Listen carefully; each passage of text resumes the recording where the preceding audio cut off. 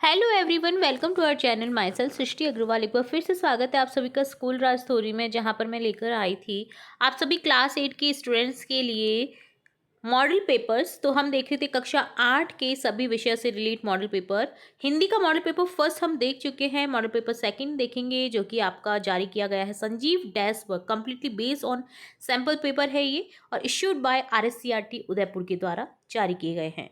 तो यहाँ पर पूरे पेपर में आपको केयरफुली बने रहना है ताकि आपको जो भी क्वेश्चन मैं आपको बता रही हूँ वो आपको अच्छे से लर्न हो जाए इसी वीडियो में, ताकि आपको बार बार रिपीट ना करना पड़े। चलिए देखते हैं। पूर्णांक आपके 80 मार्क्स रहने वाले हैं। अवधि रहने वाली 2 घंटे 30 मिनट। सबसे पहले खंड अ में मिलेंगे वस्तुनिष्ठ प्रश्न, प्रश्न संख्या 1 से लेकर के 8 तक के। तो पहला प्रश्न है, और यहाँ पर स्टार्ट करने से पहले मैं बता दूँ आपको सभी चैप्टर्स हमारी चैनल के प्लेलिस्ट में मिल जाएंगे, जो भी आपके सिलेबस के अकॉर्डिंग चैप्टर्स हैं। पूरे चैप्टर की व्याख्या के साथ साथ में हमारे एक ही वीडियो में सभी क्वेश्चन आंसर्स आपको विद डिटेल मिल जाएंगे। तो एक बार जरूर से देखिएगा हमारे पढ़ाए हुए चैप्टर्स को। पहला प्रश्न है, लाख की चूड़ियां पाठ के अनुसार बदलू का पैतृक धंधा बंद हो गया था, क्यों? मशीनीकरण के कारण। तो मशीन से जो चूड़ियां हैं वो बनती जा रही थी कांच की, तो इसलिए वो सोच रहा था कि जो लाख की चूड़ियां हैं उसका धंधा मेरा बंद हो गया है। बाज और सांप पाठ में घायल होने के बाद भी बाज ने ये क्यों कहा, मुझे कोई शिकायत नहीं है? तो ऑप्शन द करेक्ट हो जाएगा, बाज अपने जीवन से संतुष्ट था। दीवानों की हस्ती पाठ के अनुसार किसकी खुशी सहसा अश्रुधारा में बदल जाती है? दीवानों की सगे संबंधियों की। ऑप्शन ब करेक्ट हो जाएगा। तेही पूत अनखो जायो, सूरदास के पाठ के अनुसार, सूरदास पद के पाठ के अनुसार रेखांकित शब्द का अर्थ क्या होगा? पूत अर्थात पुत्र, कि तूने एक अनोखा पुत्र जाया है, ठीक है, जन्म दिया है अनोखे पुत्र को। क्या निराश हुआ जाए पाठ के अनुसार आज भी भारतीय समाज में सम्मान की दृष्टि से देखा जाता है? किसको? उच्च आदर्शों को। मिठाई का सही बहुवचन क्या है? मिठाइयाँ। मुखिया शब्द में कौन सा प्रत्यय लगा हुआ है? देखिए, ईया प्रत्यय, मुख धन ईया। कबीर की साखियों के अनुसार कबीर ने किसकी जाति पूछने से मना किया है? साधु की, क्योंकि जो ज्ञान देता है उससे कभी भी उसकी जाति नहीं पूछी जाती है, जो हमें सही पथ पर लेके जाते हैं, ठीक है। ढोंगी बाबाओं की बात नहीं कर रही हूँ मैं यहाँ पे, जो एक्चुअल में रियल ज्ञान देते हैं, रियल अच्छी बातें बताते हैं, उनकी बात कर रही हूँ, ठीक है।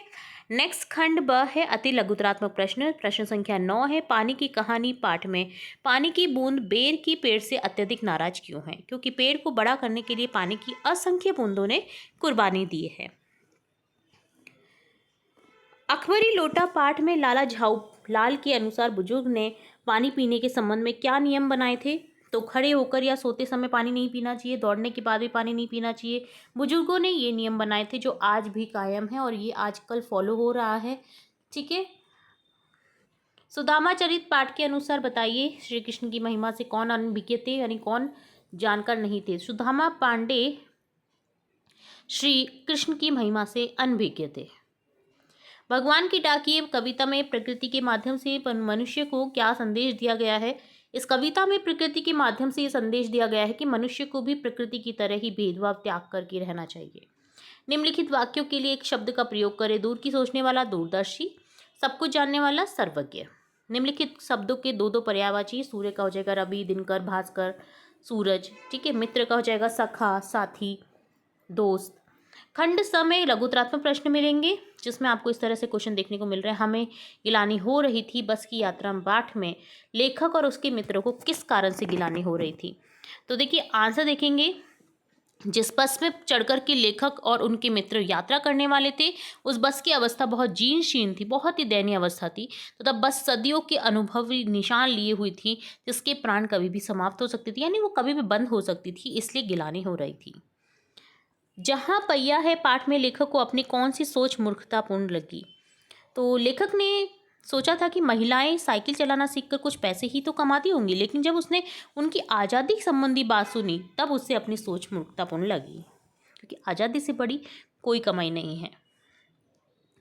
सप्रसंग व्याख्या करनी है यहाँ पर। माला तो कर में फिरे, जीबी फिरे भूख माही, मनुआ तो दऊ दिसे फिरे, यह तो सुमिरन नहीं।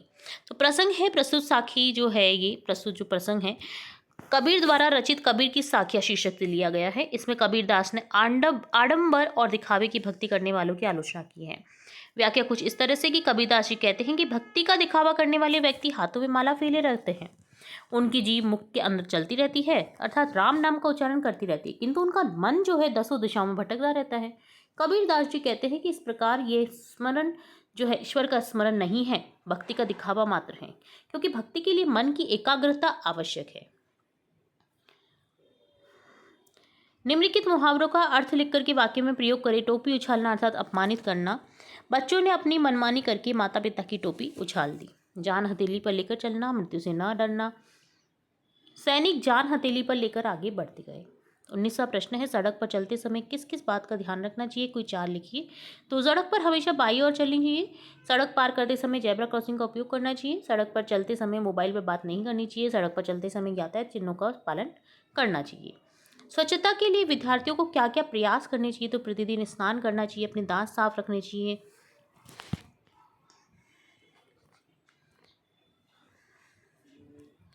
प्रतिदिन स्नान करना चाहिए, अपने दांत साफ करने चाहिए, नियमित रूप से अपने शरीर की अच्छे से अच्छी जो क्लीनिंग है वो करनी चाहिए, ठीक, और अपना काम समय पर पूर्ण करना चाहिए। तो ये स्वच्छता के संबंधित कई प्रयास हैं। 20वां प्रश्न है, तो यहाँ पर और देखिए इसके जो 20वां प्रश्न है ना, स्वच्छता के संबंधित क्या क्या प्रयास करने चाहिए, तो आप इसका आंसर और इस तरह से भी लिख सकते हैं। जैसे देखिए, स्वयं के शरीर की सफाई रखें, नित्य स्नान करें, साफ कपड़े पहने, शौच के उपरांत हाथों को साबुन से धोएं, अपने नाखूनों को काटें जिससे उनमें गंदगी ना रहे, हमेशा खाना खाने से पहले हाथ धो लेना चाहिए, बाजार की खुली चीज़ें खरीद कर कभी भी नहीं खानी चाहिए, कच्ची सब्जी फलों को हमेशा अच्छी तरह से धोकर ही खाना चाहिए। 21वां प्रश्न है, नीचे दिए गए कोष्टक में से उचित शब्दों का चयन कर रिक्त स्थानों की पूर्ति कीजिए। तो यहाँ पर हो जाएगा, कह कंचन के अब धाम सुहावत, सुर श्याम को हटकी न राखे, ते ही पूत अनेक हो जायो, साधु से ज्ञान पूछना चाहिए, सदियों से बूढ़ी नानी तमाम बच्चों को सुना रही, पक्षियों की बात पंखों पर तिरता है, दीवानों की क्या हस्ती, आज यहाँ कल वहाँ चले। 22वां प्रश्न है, शब्दों को उनके अर्थ के साथ मिलान करना है। निशानी अर्थात चिन्ह, सुगंध अर्थात मधुर गंध, तमाम अर्थात बहुत अधिक, साध अर्थात साधु, पगा पगड़ी, काढ़त कंघी करना। खंड द है निबंधात्मक प्रश्न। तो ये आपके लास्ट पार्ट है जिसमें आपको निबंधात्मक प्रश्न मिलेंगे, जिसमें आपको गद्यांश और जो निबंध लेखन है, लेटर राइटिंग है, वो सब मिलने वाले हैं। तो 23वां प्रश्न देखेंगे, गद्यांश को ध्यानपूर्वक पढ़ कर के आपको प्रश्नों के उत्तर देने हैं, जो इस तरह से है। और निडरबाज शत्रु से लड़ते हुए तुमने अपनी कीमती रक्त बहाया है, वह समय दूर नहीं जब तुम्हारे खून की एक एक बूंद जिंदगी के अंधेरे में प्रकाश फैलाएगी और साहसी बहादुर दिलों में स्वतंत्रता प्रकाश के लिए प्रेम पैदा करेगी। तुमने अपना जीवन बलिदान कर दिया, किंतु फिर भी तुम अमर हो। जब कभी साहस और वीरता के लिए गीत गाए जाएंगे, तुम्हारा नाम बड़े गर्व और श्रद्धा से लिया जाएगा। तो किससे लड़ते हुए अपना रक्त बहाया, किसने बहाया, तो यहाँ पर आंसर इस तरह से हो जाएगा। देखिए, बाज ने शत्रुओं से लड़ते हुए अपनी कीमती रक्त को बहाया। बाज ने अपना जीवन किस तरह बिताया, बाज ने अपना जीवन शत्रु को सामना करते हुए बड़ी वीरता, साहस और स्वतंत्रता से बिताया। अगला प्रश्न है, किसका नाम बड़े गर्व और श्रद्धा से लिया जाता है, जो समाज के लिए प्राणों का सहर्ष बलिदान करता है, जीवन में साहस वीरता दिखाता है, स्वतंत्रता सम्मान की रक्षा करता है, उसका नाम बड़े गर्व और श्रद्धा से लिया जाता है। बाज के जीवन से क्या प्रेरणा मिलती है, बाज के जीवन से प्रेरणा मिलती है कि साहस, वीरता, त्याग तथा बलिदान की भावना रखनी चाहिए, स्वतंत्रता की भावना और प्रेम का आचरण करना चाहिए। डरपोक और मूल्यहीन का विलोम शब्द क्या होगा, डरपोक को हो जाएगा निडरहीन और मूल्यहीन का हो जाएगा कीमती। अब आपको क्या करना है, यहाँ पर प्रधानाध्यापक जी को प्रार्थना पत्र लिखना है शैक्षिक भ्रमण पर जाने हेतु। इसके अथवा में है, आप गर्मियों की छुट्टी में भ्रमण के लिए अजमेर जाना चाहते हैं, आपके मित्र को आपके साथ में चलने के लिए एक प्रार्थना जो पत्र है वो लिखना है। तो आप कोई भी एक अटेम्प्ट कर सकते हैं। काफ़ी सारे विषय से रिलेटेड हमने हमारे चैनल पर अपलोड कर रखे हैं, लेटर राइटिंग, आपके एप्लीकेशन राइटिंग, ठीक है, पत्र लेखन है, प्रार्थना पत्र हैं, तो जरूर से चेकआउट करिएगा। इससे पहले वाले वीडियो में भी हमने देखा था, तो वो भी चेकआउट करिएगा अगर नहीं देखा है तो इस तरह से हम सबसे पहले प्रार्थना पत्र देखेंगे। सेवा में श्रीमान प्रधानाध्यापक महोदय, राजकीय माध्यमिक विद्यालय उदयपुर। विषय लिखेंगे शैक्षिक भ्रमण के संबंध में, महोदय, निवेदन है कि हम कक्षा 8 के सभी छात्र शैक्षिक भ्रमण पर रावत भाटा कोटा जाना चाहते हैं। वहाँ हमें परमाणु विद्युत संयंत्र आदि की जानकारी प्राप्त करनी होगी। वहाँ के दर्शनीय स्थानों का भौगोलिक ज्ञान भी प्राप्त हो सकेगा। अतः प्रार्थना है कि हमें इस शैक्षणिक भ्रमण पर जाने की अनुमति प्रदान करें। प्रार्थी समस्त छात्र कक्षा 8 दिनांक लिख देंगे।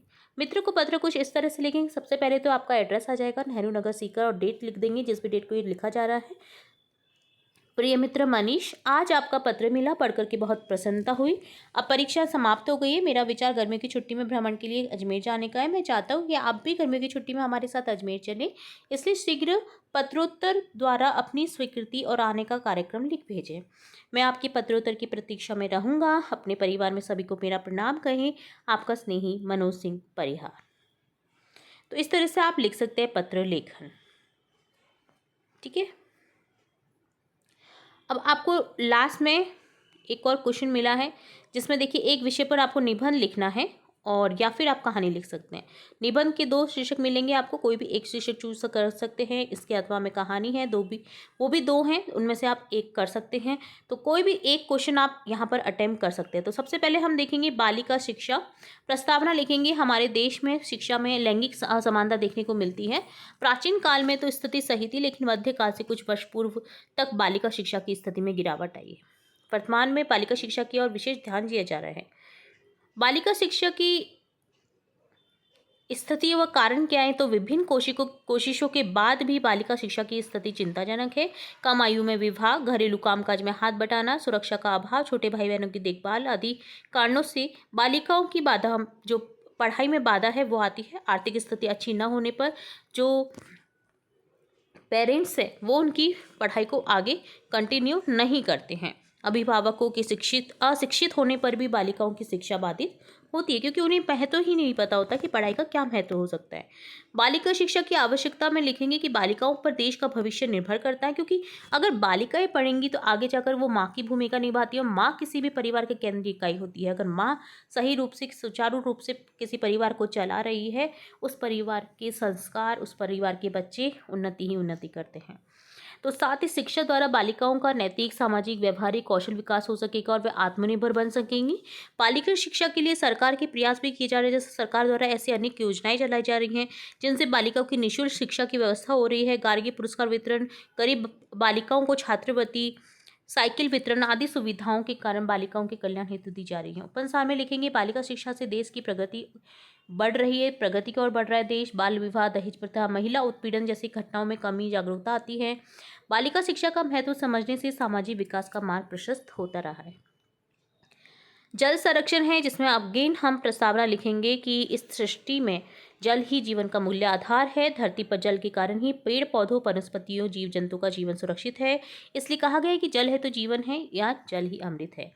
जल संरक्षण के प्रति दायित्व यह है कि हमारी प्राचीन संस्कृति में जल संरक्षण पर उचित ध्यान दिया जाता था।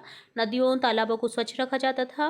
कुएं, बावड़े, झरने आदि जल स्रोतों की सुरक्षा की जाती थी, परंतु वर्तमान में जल संरक्षण के प्रति उपेक्षा की जा रही है। जल संरक्षण किया ही नहीं जा रहा है लोगों के द्वारा। जल संकट और जल संरक्षण की क्या महत्व है? तो देखिए, आजकल सब और प्रदूषण फैलने से तालाब, कुएं, बावड़ी सूख रही हैं। भूमि के अंदर का जल लगातार दोहन करने से घट गया है। बड़ी नदियों को आपस में जोड़ना चाहिए, सभी जल स्रोतों को प्रदूषण से बचाना चाहिए। उपसंहार में लिखेंगे, जल ही जीवन का आधार है, इसलिए जल संरक्षण के लिए जन चेतना में जागृति का प्रसार होना चाहिए। अब देखिए, आपको अथवा में क्वेश्चन है जिसमें आपको एक कहानी लिखनी है। तो सबसे पहले शीर्षक है जैसे को तैसा, जिसका मॉडल है। तो देखिए, इसकी कहानी लिखेंगे। किसी जंगल में सारस गिरध रहते थे। स्वभाव भिन्न होते हुए भी वे दोनों गहरे दोस्त थे। एक दिन गिदड़ ने क्या किया, सारस को खाने की दावत पर बुलाया। सारस के आने पर गिदड़ ने बड़ी सी थाली में खीर परोसकर उसके सामने रख दी। अब आपको पता है, जो सारस है उसकी चोंच लंबी होती है, तो वो फ्लैट सरफेस में कैसे खा पाएगा? थाली में से वो कैसे खाए? तो वो बेचारा भूखा ही रह गया। ठीक है, खूब खाने की कोशिश की, मगर चोंच की न डूबने के कारण वह खीर का एक चावल भी उठाकर नहीं खा सका।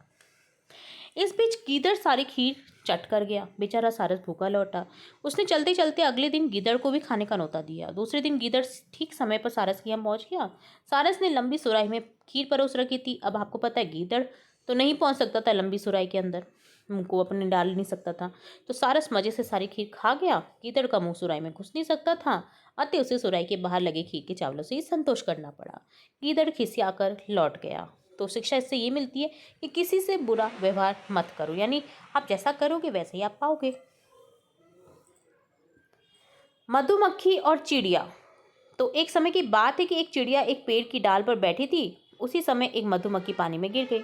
चिड़िया ने उसे डूबते देखकर की पत्ता तोड़कर पानी में डाल दिया। डूबती हुई मधुमक्खी पत्ते पर बैठ गई। जब उसके पंख सूख गए तो वह उड़ गई।